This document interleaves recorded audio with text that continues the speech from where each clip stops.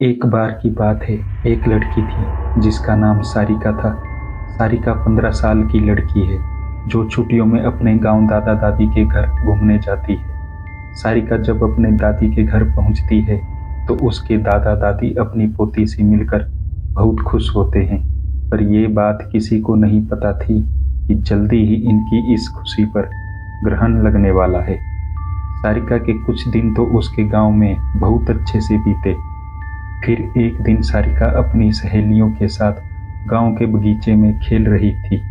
सारिका खेलते खेलते आम के पेड़ को देखती है। उसके बाद वो अपने सहेलियों से कहती है, चलो ना, आम तोड़ते हैं।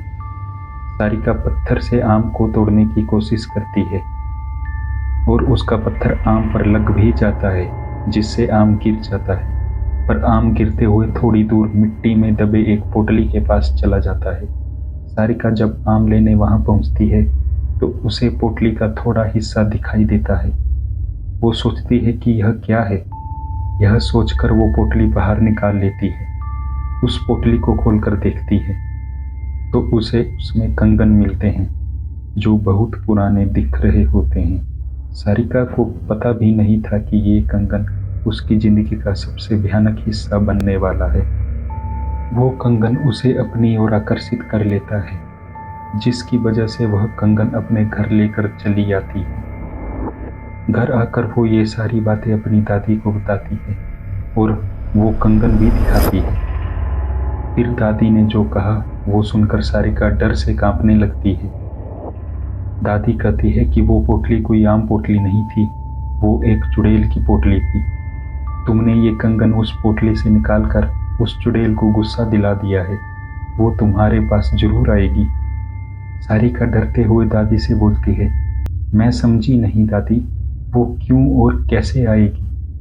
दादी ने बोला, ऐसी ही पोटली में भटकती हुई आत्माओं को कैद करके जमीन में गाड़ा जाता है और तुमने उस पोटली को जमीन से निकाला है और उसका कंगन भी तुम लेकर आ गई हो।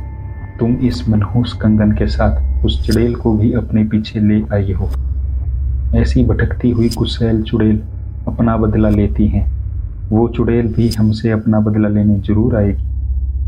सारिका इस बात से डरती तो है पर उसे ज्यादा यकीन नहीं होता। वो जाकर अपने कमरे में सो जाती है। उसी रात को करीब 1 बजे उसके कमरे की लाइट जलने बुझने लगती है। सारिका की नींद खुलती है तो देखती है लाइट नहीं है।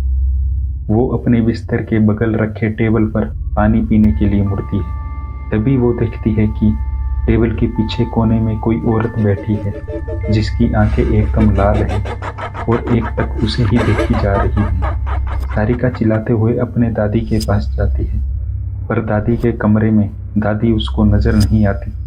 वो बरामदे में जाती है तो दादी उसको जमीन पर गिरी मिलती है। सारिका अपने दादा को खोजने लगती है पर उसके दादा उसे कहीं नजर नहीं आते।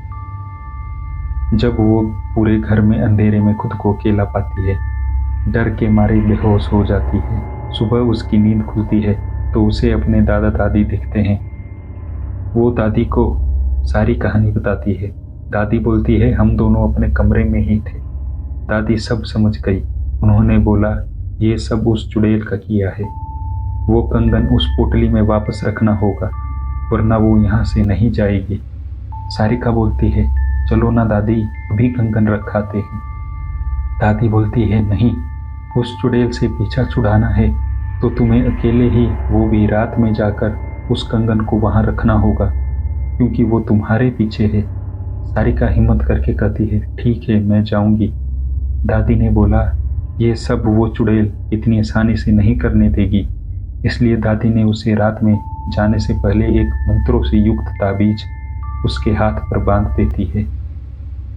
अब सारिका रात होने के बाद अकेले बगीचे की तरफ निकलती है।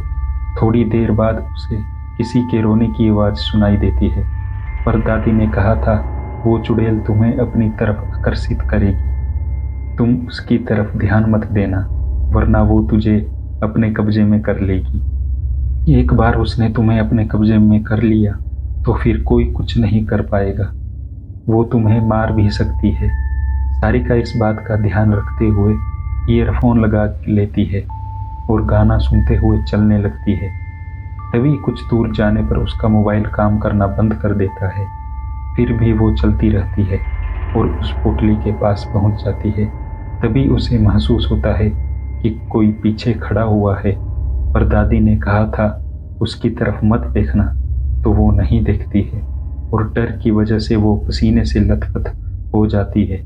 फिर वो हिम्मत करते हुए उस पोटली को खोलकर उसमें कंगन रखती है और जमीन में गाड़ देती है और आंख बंद करते हुए बहुत तेजी से वहां से भागती है। सीधे अपने घर आकर ही रुकती है। चुड़ैल से तो उसका पीछा छूट जाता है, पर वह इतनी डर जाती है कि दूसरे दिन ही वापस शहर अपने मम्मी पापा के पास चली जाती है। सारिका की जिंदगी का वो खौफनाक हिस्सा जिससे वो आज भी सोचने पर डर जाती है।